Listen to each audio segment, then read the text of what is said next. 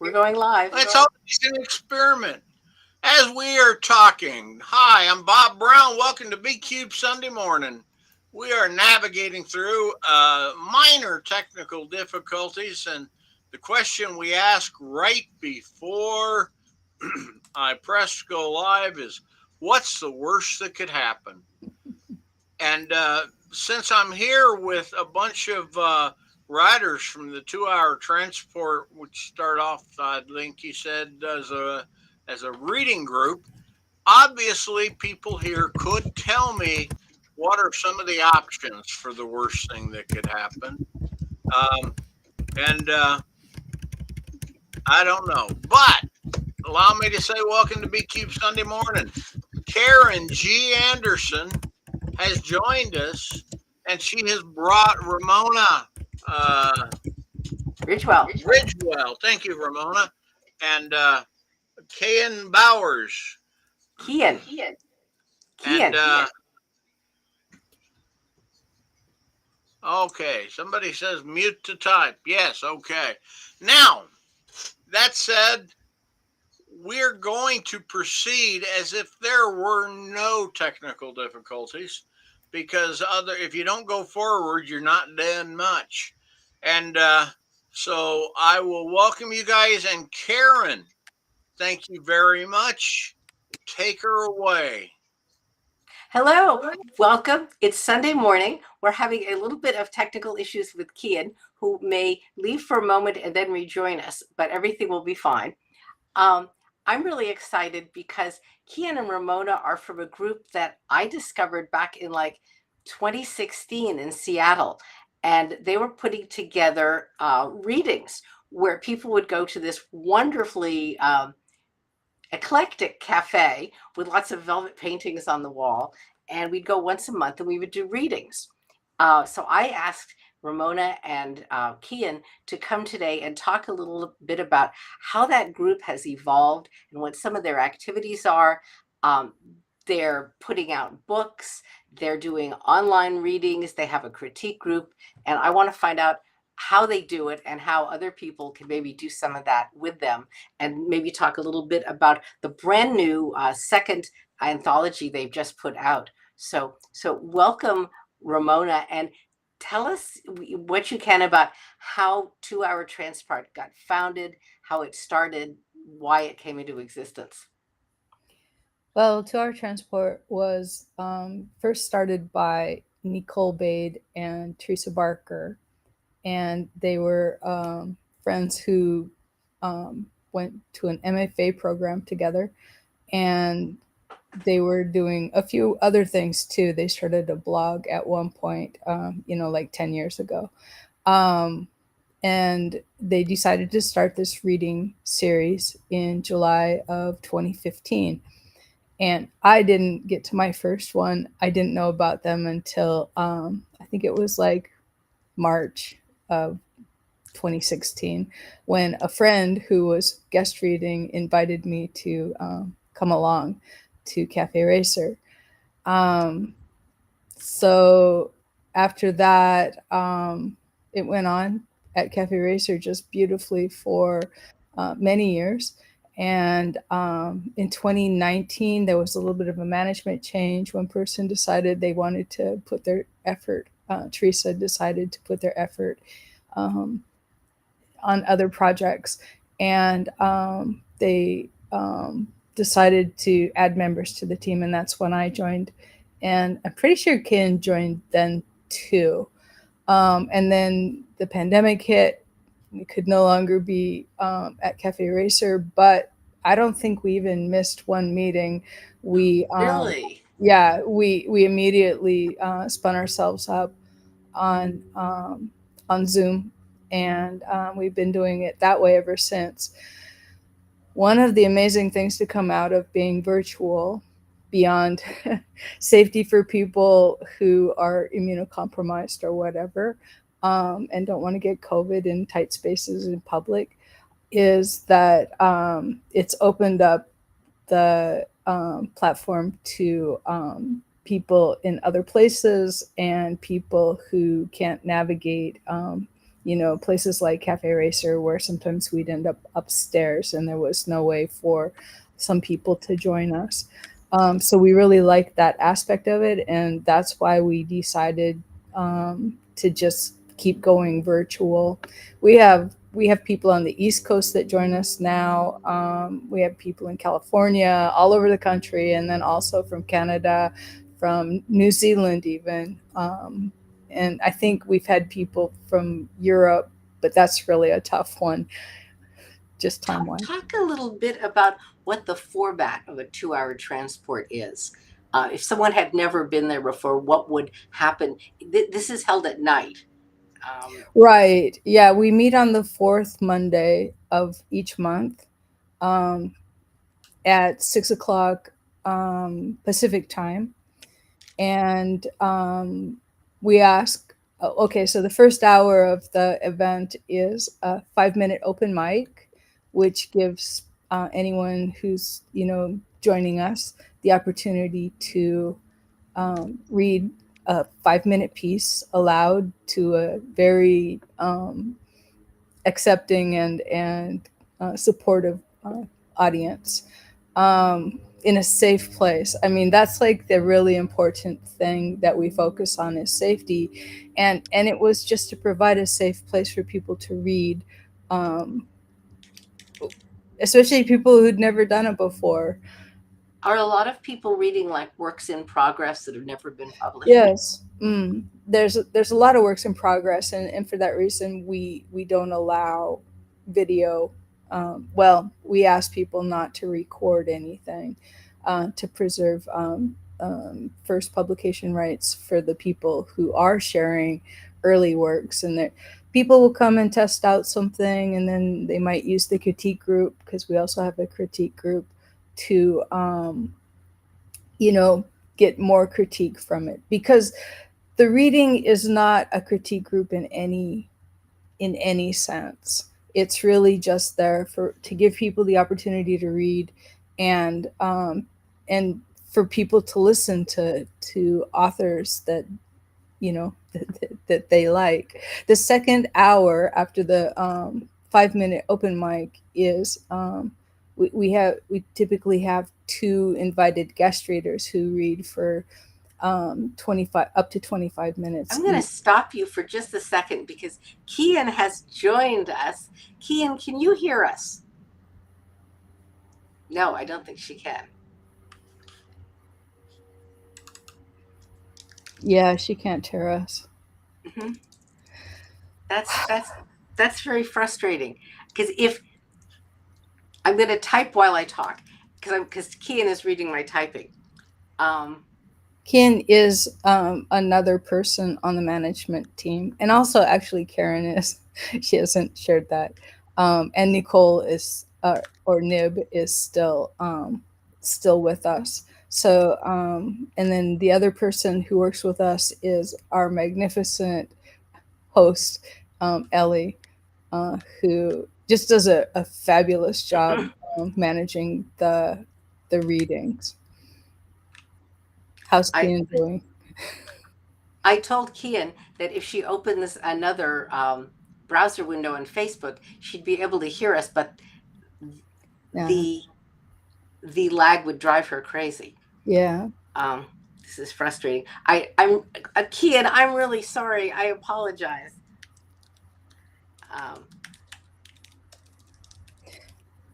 Anyway, while you guys are working through that, I can talk a little more about how our meetings go. So talk about how you choose featured readers. How do people get to be featured? One of our typical criteria is that they're members of our community. It's not necessarily a hard and fast rule, but typically it's people who've been to a reading before, hopefully shared, a 5-minute reading with us. And we frequently just pick people out of our community to be the guest readers. And the other people that we invite are more established authors in general.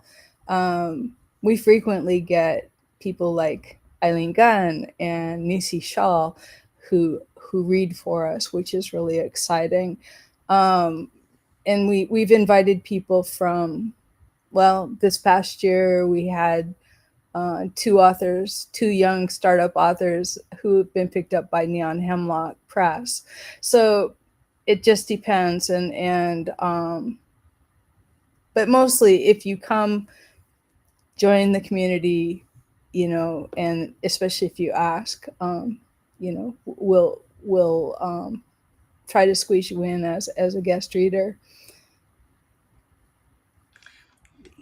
When wasn't Karen Joy Fowler was one of the readers recently? Yep. Yeah. Yeah. There's just so many. It's actually a lot of people who show up in, I'm going to plug our anthology now. This is the cover of our anthology. I don't know if you can read the names here. I'll read them for you. Karen Joy Fowler is the one at the top. Nisi Shaw, Eileen Gunn, all of whom I've already mentioned. Evan J. Peterson and Ellie Bangs are on the front. And what's Point Bob of doing? order very quickly, Ramona. Yep. Look right underneath the pictures of us, and you'll see a little gear. Are you talking to me? Yep. Yeah. Okay. Yeah. Click that gear. The fifth circle has a gear. Click that gear. I've already clicked it. What do you And want you me see to the do? mirror image option? No. Oh, yeah. Click mirror image. There you go. Okay. Now your book will show up correctly. Oh, got You're it. like a Okay. Republican politician. You just flipped. There we Yeah, go. I love that's it. better, Now right? we can read it. Okay. There you go. It's a lovely cover. I jumped into the anthology now. That's fine. This is another long story, but we ended up getting published by Fairwood Press. And Patrick Swenson is another member of our community. So that worked out really well for us. What else? This just went live a couple of days ago, and yesterday maybe. And so you can order it online anywhere. It's called To Our Transport 2. And yeah, Nib and Ridgewill and Bose are the editors. I wanted to ask, it's a big difference between running a reading group and putting out an anthology. I mean, Bob and I are doing an anthology right now. It's the first time I've edited one, and it was really difficult going through all the submissions, deciding what order it's going to be in. What was that experience like for you learning that? It was, I think I would say it's traumatic. It turns out that when we were in the midst, throwing out the request was easy because it's just asking our community who wants to participate in the next anthology. And this is our second anthology. Teresa and Nib did the first one. And I actually helped with the ebook on that. And so I had done just a little tiny bit of editing.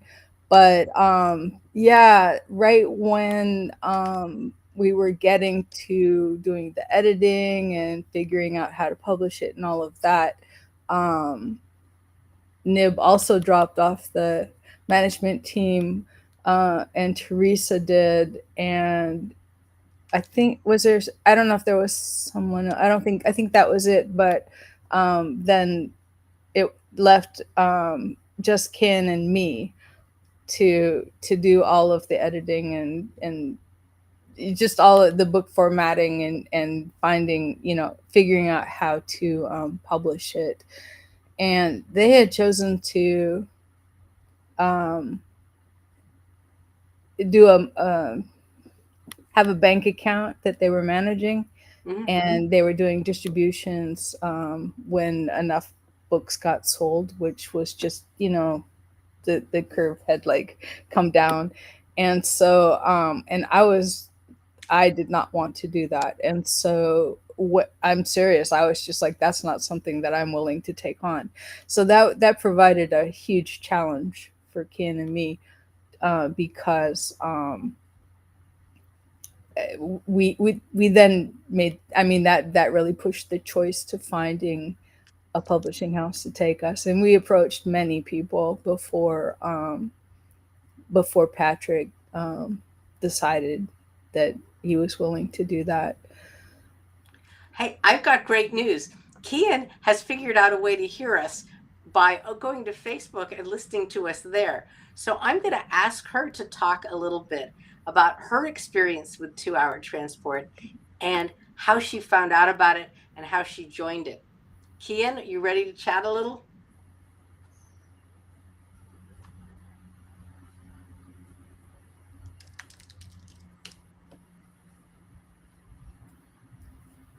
I think she has a really long leg still. Cliff just said Patrick is awesome in the. Hi, Cliff. We haven't got your audio. We can't hear you.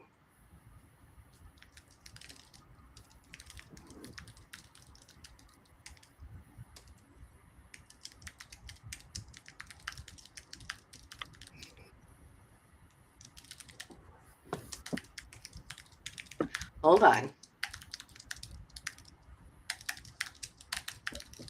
I think she had turned off her audio when she was typing, and now she has to turn it back on.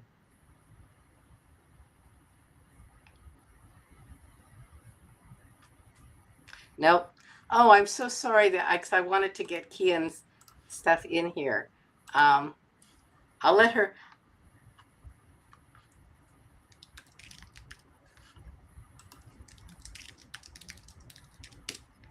No, this isn't going to work. I'm so sorry. We will keep trying on that. Ramona, talk to me a little bit about some of the stories. If people buy this book, what kind of stories are they going to be reading? Well, first and foremost, it's speculative fiction, so sci-fi and horror and cross-genre stuff. It's such a such a broad mix. Here, I'll read from the back. There's stories in here for everyone, from unruly tapers to planet-eating poets, from alien invasions to mind control. They traverse the boundaries of genres, and that really does sum it up. We have one poem, and I actually ended up doing the. We were talking about the editing process. Part of that is choosing the order, beyond editing through the stories for inconsistencies and things. And I ended up, oh, yes, Cliff's is an alien invasion. I ended up doing the ordering, and that was a challenge in and of itself. I had never done it before, and I really didn't have anyone coaching me. So I ended up, we had a few stories, like it mentions the taper on the back, but we also had a story about whales and singing and talking to each other, which I love that one. And actually Keyan's story is about octopuses that are also communicating, which is just a lovely story. So those actually I grouped up together at the beginning, and I thought they were a nice way to kind of dive into the book. And then they get into all kinds of things. We've got some political stories, like Nisi Shawls is very political, but it's a dystopian future. So I don't know. I mean, like we've got Dan Raybart's doing steampunk in New Zealand, where he's from, and I don't know. There's just so many good ones. There's stories about, things happening to people's dreams, which is really scary to me because I've had nightmares. And I mean, this is really a fabulous collection, if I say so myself. We ended up with one poem, and that was maybe one of the tougher things to choose, like where do you put this, because there was only one. And it's light and fanciful, and it just was like, we should just stick that at the beginning. Like, what a nice way to start. So Todd McCoy's Snowflake is at the beginning, and choosing where to end was also the other thing. So I think actually what I did was I did like sort of the light things at the beginning with the animals and such, and then really got into like the really kind of heavy stuff with a few funny things thrown in, like Mitch Shanklin's stories are always very humorous, and that one's like right in the middle somewhere to kind of break up all that tension, but it's still like very sci-fi-ish, and so it wanted to be there, and then toward the end is lightens up again. It things like I included an excerpt from my debut novel, which is coming out in exactly 1 month. So I'll throw in a pitch for myself a little bit there. But that one is a coffee shop scene between my vampire, who's just met this nurse the night before, and she invited him to coffee. And it's one of my favorite scenes, but it's also very light, even though he's a vampire, and that's the whole struggle for him. So, Ramona, you're a writer, but it sounds like you really enjoyed being an editor. It was, I've fallen more into editing just in terms of like I edit my own work, and I've discovered that I'm like a pretty good, what are they called, copy editor, and that's pretty much what I did for this book. Was I did all the copy editing for like the consistency of periods and ellipses and em dashes, and words that the spellings were correct for the actual meaning, things like that. And I mean, it's like, I guess I enjoy it, but it's like it's hard work. Had you done any of this stuff like book editing or publishing writing before you joined the 2-Hour Transport community? No, I do software development. And yeah, and actually my writing began kind of in earnest after my husband passed away, and I actually had like all this alone time. And I was also processing my grief. So I wrote in another fantasy world, a secondary world fantasy for during the teens, pretty much. And I was trying to get better, or get ready to actually pull one of those together and publish my first novella. And Keyan has come back to join us. I'm going to ask her to try talking for a moment. Can we hear you? Keyan, say something and let us know if we can hear you.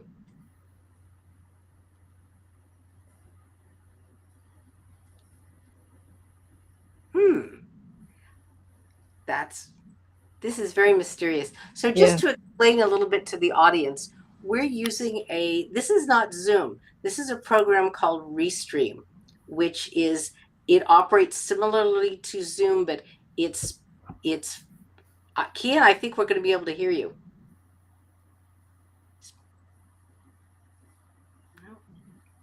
The controls are slightly different. The reason that Bob uses Restream is that it can be sent out live and also boosted to other platforms a lot more easily than recording on Zoom can be. But it also has a very different set of controls. It doesn't always interface well with every browser. So that may be part of the problem we're having. And we appreciate everyone's patience with this. And I promise I will, if we can't get Keyan on this show, I will bring her back for another show, because her writing about octopuses at the moment is amazing. It will make you want to run right down to the nearest aquarium and then stand well back from the glass, just in case. But yes, so talking about writing, Ramona, tell me a little bit about when I first met you, you were writing about vampires in this fantasy world. Yeah. And then suddenly your vampire came into the modern day. Well, it was a different vampire. But and he is completely different. So my problem with vampires is I'll be writing just a normal story, and and I'll get stuck, and it's like, you know how you get stuck writing, and it's like, ah, I don't know where this is going, or whatever. And then the story from before, I had gotten my characters this secondary world, so there was like a wizard and magic's going on, and they were sitting around the campfire, and I was like, where are they going from here? And literally Colton strode in to the camp, and the wizard already knew who he was, but like this suave kind of guy just strolls in, and he's all clean and neat, and they're all out traveling. But anyway, so Colton took over the story. When I got to the pandemic, like so many people I know, creatives in general found it really difficult in the early days to paint or write or draw or compose anything, because I guess because everyone was so traumatized. And for me, that did happen, and I was just like, the world I was writing in just didn't like feel right anymore. And so I kind of abandoned that. I guess it's called trunking in our field. And then I started writing. Now, I'm a very long, epically long writer. I don't know how to write short. I don't know how to write a short story. I'm working on it. But I can write flash, it turns out. And I started writing flash pieces, and oh my God, were they dystopian. And it was all about the pandemic, and and the stories still make me cry when I read them. So that wasn't really helping a lot, and it wasn't helping anybody else. And then one day this idea popped into my head. Well, what if there was a vampire who could smell or recognize the virus? Because we had no tests at the time. So this is really early on. And I wrote that story, and he wandered into the ER at Swedish where there's all these sick people. And at the end, he offers his services. And from there, vampires just started being part of my stories. And then the stories started interconnecting. And then I thought, oh, maybe I can write a short story. But like I say, I don't know how to write a short story. I want to say that I was fortunate to be able to read Ramona's book, and before it has been published, and I've heard her read a lot of stories from it. And the way she writes about vampires, you would absolutely think they're there in your community. I mean, you will start going places and wondering who in the room might be a vampire. No, she writes about them having jobs, and how do you pay rent if you're a vampire, and where do you go to get blood if you don't want to seriously hurt anybody, and what other vampires. That fascinates me. There are good vampires and there are bad vampires. Who do you want to hang out with? It's and what makes it also fabulous is it's a Seattle that if you've lived in Seattle for a long time, you will recognize everywhere that Ramona takes you. Ramona, how long have you lived in Seattle? I was born on Capitol Hill. I haven't lived like in the city that entire time, but I've been in this house for, I think it's 20 years now. It's So really obvious that she writes about the park up by the zoo, and you literally feel like you're getting a walking tour of Seattle as seen through the eyes of someone who is quite different. there's the cover. So what happened was, I mean, it's just like I say, it was like the vampire and it just and the pandemic. It was just like, and then I had the idea, like, what if there were actually vampires in the city? Like, what would that look like? And I balked at the idea that they would be fabulously wealthy because they're undocumented. And um and it, in my opinion, who would become a vampire? Who's out doing things late at night, taking risks, being alone, those kinds of things. And it's young people, and it's also predominantly male, just like anyone else who gets into trouble in a way, like who joins gangs. And so really I even talk about the vampire groups. Sometimes people refer to them as gangs, and especially the gang up on Capitol Hill, because they are a rough lot. Talk about how your protagonist has managed to make a living. So my vampire's name is Rix, and he's been around for quite a while. He was older when he was transitioned, and in my opinion, then he was older than 27, so his brain had already like fully developed, and he doesn't have all the impulses and erratic behaviors of the younger people and the vampires. And actually, because of their erratic behaviors, they also tend to get caught and they end up dead. And so he's survived, and as time he's taken on lots of odd jobs along the way that he mentions sometimes in passing. And I mean, he even worked at a blood bank for a while, way back before before there was the internet to like, track But people. he's currently doing a job that a lot of Yeah. us have done, which is what I Yes. found really Yeah, interesting. he once we got the internet, what did we all do? We hopped online, and he can't go out during the daytime, so if he has internet connectivity, he spends all his time on the computer. And so he taught himself some programming languages, and he ends up, right now he's in DevOps, and he can get a contract there where he can work part-time at night, when he can go to the library, because he so frequently doesn't have internet connectivity. And that actually leads to some of the other parts of this, because the reason that he doesn't have internet connectivity is because he's undocumented. He has very little access to money. He loses his job frequently because it's just a contract. He also loses his housing frequently because they get raided, or something happens, and he has to literally leave everything behind. And the one thing that he always tries to keep with him is his laptop, because that's his access to money. And he goes to the library to work, like I was saying, or to bars, where they have free internet. And these are just all the things that undocumented people can go through. Lack of connectivity is a really big deal. Lack of access to clean water is a really big deal. And for vampires, they can't even sleep on the street. They have to be protected during the day, so they end up in basements and things, in these clusters of uh, people who are living really on the edge of society, like the Capitol Hill gang is prostituting themselves, and they're under the strict rule of Robert, who is not a nice vampire. And then Rix escapes and goes north, which is how he ends up in my neighborhood, just across the canal. And he starts hunting in Woodland Park, which at the time I was doing most of my walking there.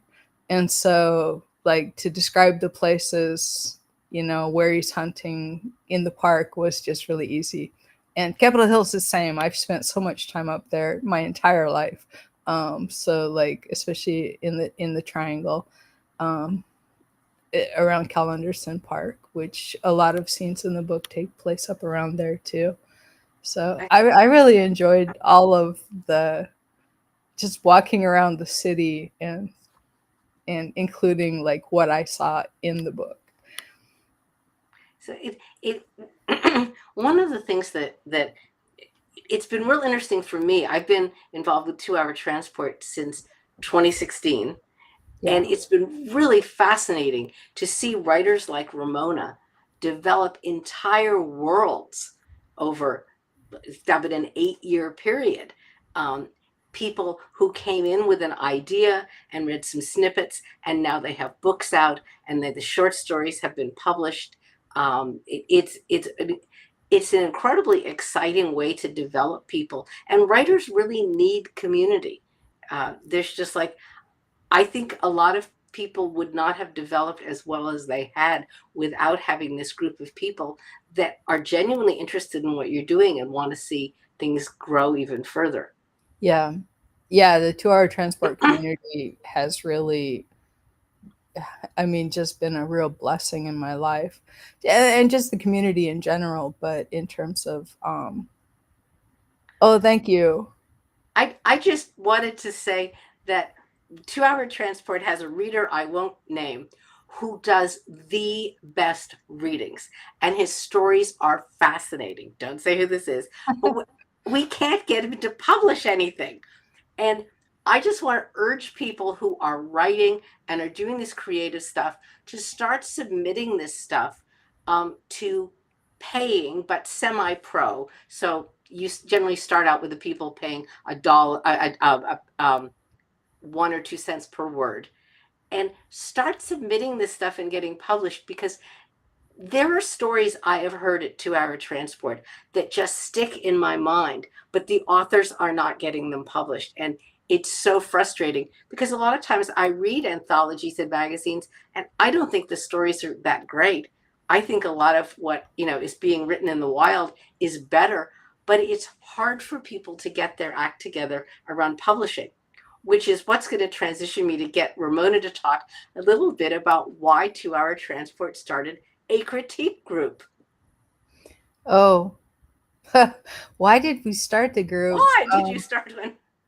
I don't know, just because it was a thing that we wanted to. We were trying to actually provide more opportunities for the community to get involved in their own writing. So I guess that's the actual answer to that. Initially, we had set it up so that every third time, like quarterly, we were doing a book group, and this all started after, yeah, after we went virtual. There were other writing events that Tour Transport was doing sporadically, but I wasn't involved in that. I went occasionally, and then we started doing the critique group.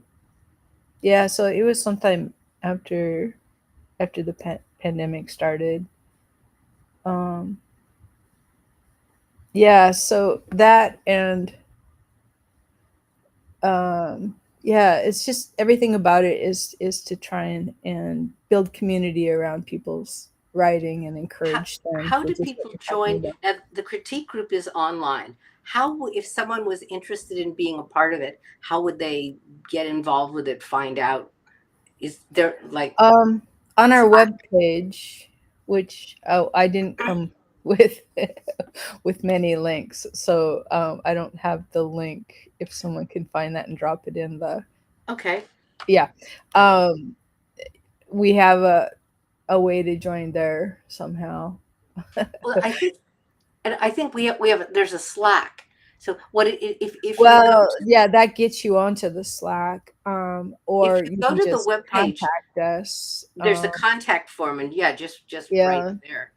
or if you attend our meetings, we generally have a Slack join thing, and then it's like, yeah, just write to us, and um, yeah, I would suggest, if you're interested in the critique group, to start coming to the readings if you can, and join the community that way, as well.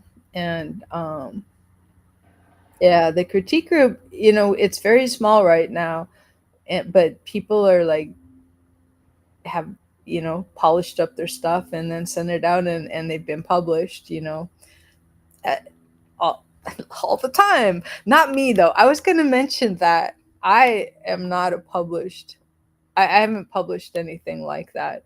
The only published stuff that I have out right now is two poems that got published last year in Eccentric Orbits, and hopefully very soon, Eccentric Orbits 5 will come out, and I'll have two more poems in there.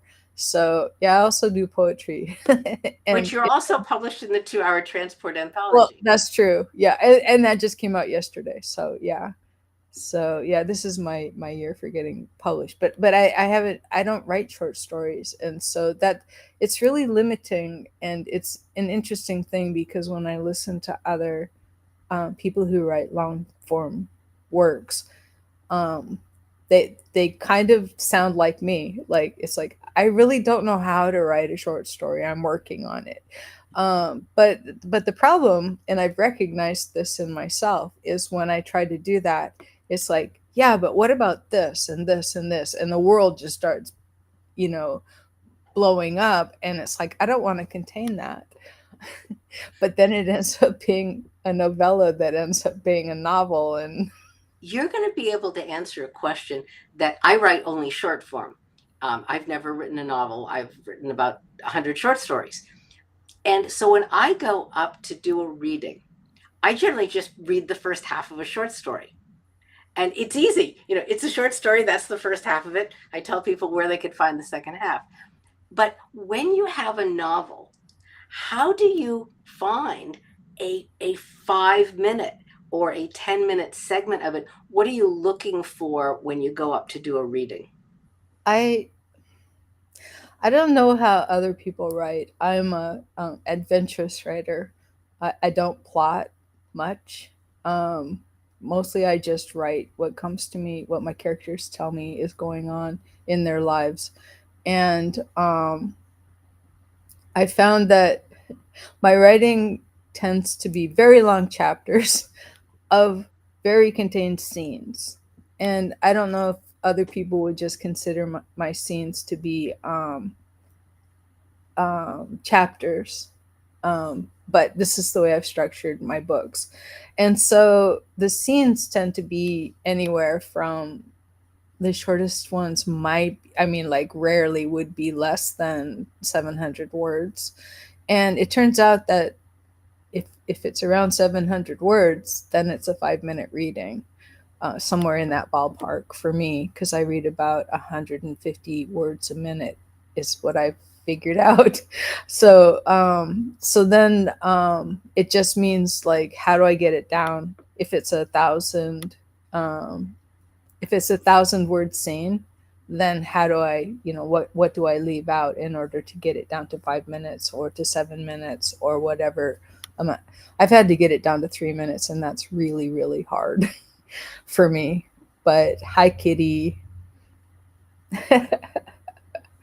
So I think I'm kind of unusual, but maybe all long writers are unusual, especially the ones who are like me and just write as opposed to plotting out the entire thing first. So I've done a lot of reading. There's a group called Broad Universe, which is for women and people who identify as female. And it's a wonderful, wonderful group. And they perform at conventions, and they get together and people do a 5 or 10 minute reading. And I've discovered that a lot of people have stage fright about doing readings. Oh yeah, absolutely. Yeah. How do they get over it, Ramona? Well, one way is to come to 2 Hour Transport. It's a very small audience. It's very supportive, very welcoming, and it's very safe place to be. I've never had trouble speaking publicly. Um, and that's just because ever since I was a toddler, I would walk up to anyone and talk to them. Um, and you can ask my sister because she'll tell you stories. Um, but I know just from watching people who've come and read for the first time just how tense they are, to the point where, and especially back when we were reading in person, and people would hold a piece of paper, hold their paper and just literally be shaking as they read it, so much that they had trouble reading the words. And over time, at least, one person I know that this was really a problem for, they got to where they just read for us now, and I think they're still nervous, but they've gotten over that extreme anxiety about reading by coming and reading on a regular basis. And I think reading your work aloud is the absolute best thing that a writer can do. I record myself.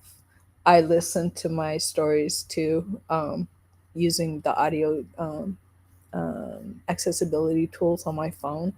And that is how I hear you hear so many things when you read aloud or when you listen to the audio. But when you read aloud, it's just like, oh, and you'll see people do this while they're reading, especially a less polished story.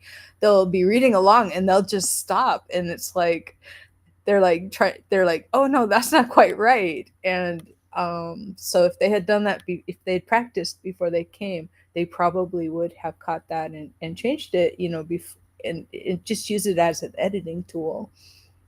If we have people in the audience who are considering doing readings, I want to strongly suggest bringing a printout of what you're going to read, because I have seen people struggle with electronic devices because the lighting wasn't right, or the something went out, or they hadn't downloaded it, or something went wrong. And I've also seen people very excited about a book go up and open the book to read, and it is just something about the typeface or turning the pages that Turning the completely pages. causes them to lose it in front of the audience. Yeah. And I strongly recommend bringing up pieces of paper and Yeah. making sure there are page numbers on them in case you drop them, and reading from there, because that really reduces the level of panic that you can experience. If you're reading in person, that is absolutely true. Um, if you're reading on at a virtual event, then I mean, you can do whatever you need to do. I usually have just a little window that I can read all the words, and that's worked for me virtually. So there are huge differences between reading in person and reading virtually as well. In person, but I mean live. Do you suppose that there is an app or a piece of software that would allow you to stream the words in a story, like on a teleprompter, across the top of Oh, your screen? I'd love maybe. that.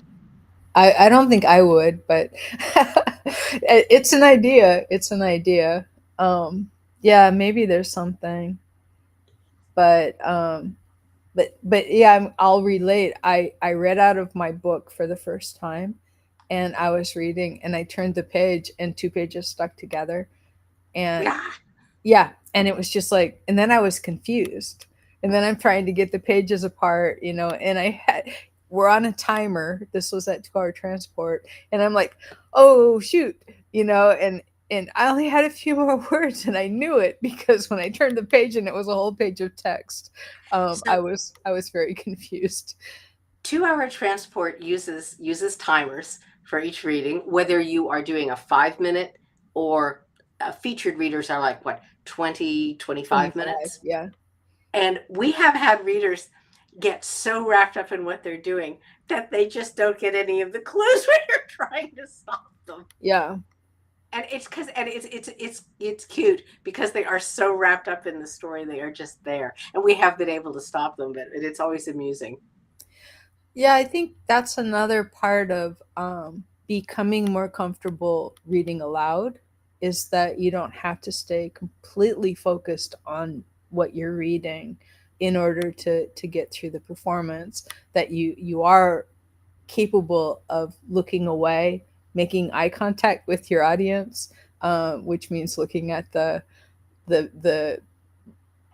camera on your computer, or if you're in person, lifting your eyes and looking around the room. And that's another skill that just takes practice to learn. And the other advantage in a timed reading is you glance at the timer occasionally just to see where you're at, and it helps to pace what you're doing. And yeah. I um have has 2 hour transport ever had a reader who brings props? I was thinking because I wrote an article many years back about how to give a great reading, and one of the people I interviewed was Andrea Hairston. And when she does a reading, she writes in a Civil War era, 1800s thing, and she brings a banjo player, and they perform. And Nisi Shawl often sings blues or jazz. Nisi always sings. I occasionally will throw in something shorter, but Nisi always sings for us. Oscar, when he was coming, he typically would sing for us. So that's a really easy one, but that's also like that's another terrifying element to add to your reading. So again, To Our Transport's a great place to practice that. And you know, as if we're gonna move into being bona fide authors, you know, and go to cons and whatever and do readings in public, we need to practice. And so for me, like To Our Transport's been invaluable in that respect. I'm very comfortable reading my work aloud now. And When you like, if you go to Norwestcon, there are a number of writers who are costumed. Well, David Levine did, when he did Arabella of Mars, he dressed up in, I guess it sort of Jane Austen era clothing, and then he rapped from Hamilton. He oh my rapped. god. Oh, he was amazing. Yeah, I there were a number of people who dress up in the era or the genre of their character. Yeah, I've got fangs that I got at it might have been at Norwestcon. No, I think it was at MissCon. But yeah, I've got vampire fangs, but I don't It think that I probably messes with your diction, yeah. Ramona. Well, and I actually threw that into the book because like when the vampires are talking and their fangs are extended, they lisp, and because that's what I do when I've got the fangs in. So yeah, so that's not a prop that I can use, and the only other props I could use would be to dress pretty much like I typically dress in dark clothing and black hoodies because that's how my vampires dress in general. Maggie, the love interest, asks Rix a couple of times if he's in a goth group. So it's You know, this makes me think that for 2 hour transport at Halloween, we should ask people to consider costuming in their genre or in their story. I have a sea captain story, and I actually wear a Greek fisherman's hat when I do the sea captain. oh yeah, you should do that. It helps people hear. It helps people envision a male voice and a sea Uh, captain. I So got it. Good. I think we so 2 hour transport has done some themed readings. Um, there was Thanksgiving. Haven't there been Thanksgiving? How does that work? We come up with just writing prompts and then we offer them to the group beforehand so that if they choose to, they can write a story based on those prompts. And they're wild prompts about I don't know aliens and things. I don't know about food and stuff. I remember that Mitch actually the story that he wrote got published. Um, you know that was a couple of years ago, but that's a fun reading to go to. That one and our two holiday ones, which they really conflict with holidays this year. Like it just timing wise really bad. So I'm not sure that that's gonna happen, but yeah, but speaking of the October reading, I will be the featured reader because my book's coming out on the 1st. Yes, Yeah, everyone come and get to hear Ramona read this yeah, amazing book about Ricks. yeah, and I'll throw you a teaser. It's not going to be from the recent books that are coming out. It's a little bit ahead in the story, but it's where Rick shares a lot of his backstory with Maggie, and yeah, because people are always asking me about his backstory, and so I I thought I didn't have time might to. share that. Bob is about to come in and join us, I think. He's threatening to. So I'm looking at the chat, and I think he's going to turn up. And he will tell us a little bit about what B Cubed is up to at the moment. But, Ramona, this is great. I feel like, even though I've been into our transport, I feel like I found out a lot more about it. Bob, is that you? We can hear you, but we don't see you. Oh, there's no way to drop things into the chat. Um, Not that chat. In the Oh, private chat, yes, to Bob. and I don't know how to drop things into the yeah, regular chat. okay. I But was Bob, gonna throw in a couple of links if people are interested in following me and my adventures. but I'll just tell you on Instagram, it's Ramona Ridgewell Writes is the place where I'm doing that. And I just started up a Substack, Ramona Ridgewell Author. And if you want to join the newsletter, that just started yesterday too. So I'm That's still very cool. Yeah. Well, Bob says he's coming in, but I don't see him. I'm going to actually open a screen so I can see things on Facebook. And I'm here, Karen. Okay. Hi, Bob.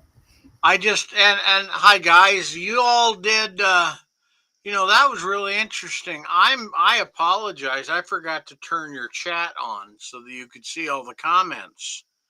I can see them, but I can't add to them. Yeah. Oh, watch this.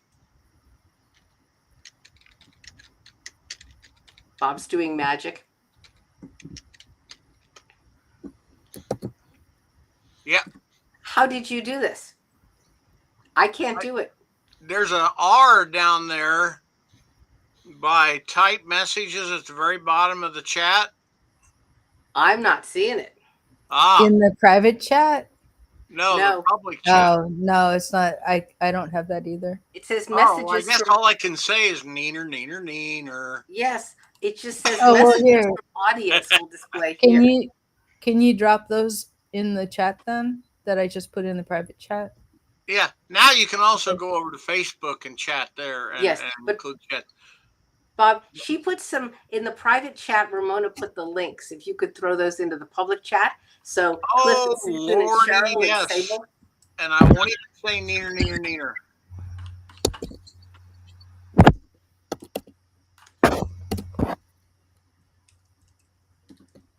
But there it is. And I got to tell you. More. And actually, Bob, while we have this audience, I want to tell them something very important. If you look for 2-Hour Transport on Facebook, you'll find two things. One is 2-Hour Transport, where you can see all our information. But the other one is the 2-Hour Transport group.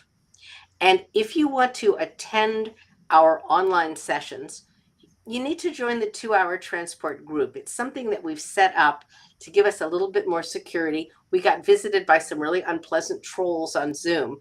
So what we're doing now is asking people to go to the 2-Hour Transport group, become a member. You only do it once. And once you're in there, you'll be able to see our Zoom link every month so you can join us. So yeah. So we have 2 pages on Facebook, and please go take a look at them. And based on the quality of the conversation I see here, I am confident that it'll be something worth doing. It's a wonderful group. I'm sure that is. Really, seriously, no Southern, bless your heart, thing. There's so many opportunities these days for creatives to get their face in front of people who might enjoy seeing it, being involved in it, or looking for a place to be part of. And you guys have a wonderful group there from the, so now I am challenged inside my head over Ramona's notion that she doesn't write short fiction, but you do edit it. That is that's bold. I only do copy editing. She's good at it, Bob. Yeah. Well, yeah, I hear Karen, who I won't say Karen occasionally complains about my editing skills, but no, it's your proofreading skills I complain about. Oh, what's the difference? The proofreading comes at the end when everyone's gotten their little sticky fingers on the product, and the proofreader comes by and cleans off the stickiness. So that's pretty much what I do. That's the copy. It can be related. Yeah. Yeah, I have never been able in my mind to separate them, because I know if you're getting somebody to do some line editing, you want to drive them nuts and make them just go sprawling out of their chair. put a typo in where you've misspelled a word just for the fun of it. Bob, here's what the difference is. The copy editor notices that in the first part of the story, the guy was driving a Volkswagen, and that in the second part of the story, he's suddenly driving a Toyota. The proofreader just makes sure that Volkswagen and Toyota are spelled right. Uh, I, the I would say that I do both of those. Well, that's good. Now I just find if you make them both red, nobody will notice. The Okay, as you can see, Ramona, Karen gets to put up with me during this entire editing process. And when we're talking about this entire editing process, BQ Press, bless our hearts, has got two books coming out here, probably just in time to get them ordered for Oricon. And the first one, oh, hi, Susan.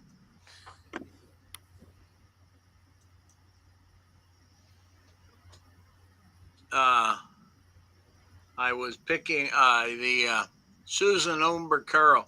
She edits documents professionally that describe the measures taken to keep nuclear power safe and to keep accidents from happening.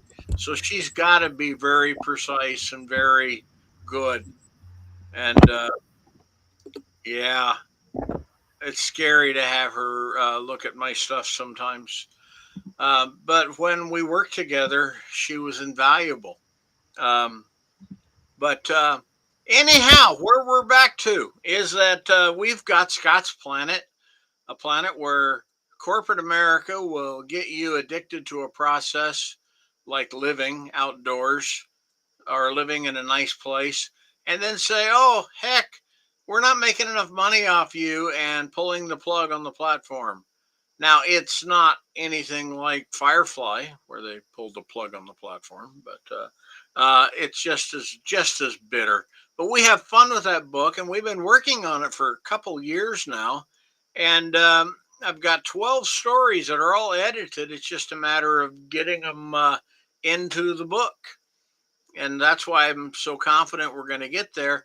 And then the one that not Susan, Karen is helping me with, or I'm helping her with. I'm not sure who's doing what, but it's the Southern Truths. And there's one funny thing about it. We've got some great writers in there. We've got uh, David one of the David better Gerald, books. Huh? David Gerald, Adam Troy Castro, Oh, and Adam Troy Castro, Jim Wright, Alan Shapiro, um, Cliff Winnig. Cliff Winnig. Yeah, you'll see him in the comments here. He actually wrote a story in there that Karen has been very, very. Um, okay, just a second here. Okay, I'm going to shut up. I could keep talking. It's coming out, but Keyan is back. So I want to give you guys another 5 minutes to take and get whatever joy you Can we hear get Keyan? from this. I think you should be able to. Can you? Yes! Yay! Thank you for coming back, Karen, Keyan. I mean, it really appreciated. Yes. Now I'll Thank leave you. back. I'm sorry for generating so much technical trouble. Don't wait. But Tell us your favorite story about 2-hour transport. oh, One of the there's great so highlights. many. There's so many good ones, but um, I think possibly my favorite was when I attended the first 2-hour transport anthology uh, reading session. We had a party, and it was in the afternoon, so I could bring along a friend who is not a night person at all. And some of the others, I think John Lasser had brought his kids, and it had a real party atmosphere. And everybody read the stories that they had contributed to the anthology, and it was just such a lovely event. So yeah, I think that, but every 2 hour transport is wonderful in its own way. And each one, even though we do them every month, each one's a little different. Tell us a little bit. I know Ramona talked about your octopus story that's in the new book. Tell us a little bit about why you've been writing so much about octopuses. Well, that story was inspired. I read a lot of nature books, and as it happened, I read, I think, 3 books about octopuses. I don't remember the names of them offhand, but there were 3 books about octopuses in quick succession. And then I felt that there was something there that I really needed to get at, and it was the sense of the intelligence of these creatures. I won't call them animals because in my story they go beyond that. And so I wanted to explore that and see where I could take it. And eventually I decided that maybe giving octopuses smartphones would make a difference. And so that's where the story starts. This is I have read a number of science fiction novels that involve dolphins, but I actually think that the octopuses, because they can manipulate things so easily, make a much more interesting character.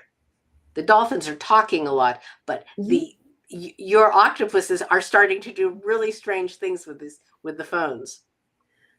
Yeah, yeah. I was wondering what they would do if they were so motivated. So, yes. So, Bob, you're welcome to come back and get us. I wanted Keyan to share something about the octopuses because her stories are so extraordinary. Oh, thank You you. know, anybody here ever watched that The Boys, the Amazon show? No. Oh, Okay. there's a scene in there with an octopus that will break your heart because they're so damn smart, and I think they're very likely sneaky. Uh, and anyway, they treat an octopus badly, um, and force the guy who is the octopus's best friend to do it. And you just want to reach through the screen, grab the writers, and tell them no, don't do that. But it was powerful. So, uh, reading. I love the chat about reading because I used to do Northwest Public Radio um, commentary, and it is definitely an art to learn how to talk um, sufficient to do a good reading. And it just takes a little bit of time. And sometimes you want to reach up to the guy and say, slow down, you know. But it is glad to see that you guys are providing that opportunity. And I hope sometime Karen will bless y'all with some of the work she's done for Big Cubed. I say this, but Karen has got, jokingly, but Karen has got the single lowest reject rate of any author who's ever submitted multiple times to us. She is that good of a writer, and she brings a great voice to her work, and it's definitely appreciated. Oh, and Karen, I don't take checks.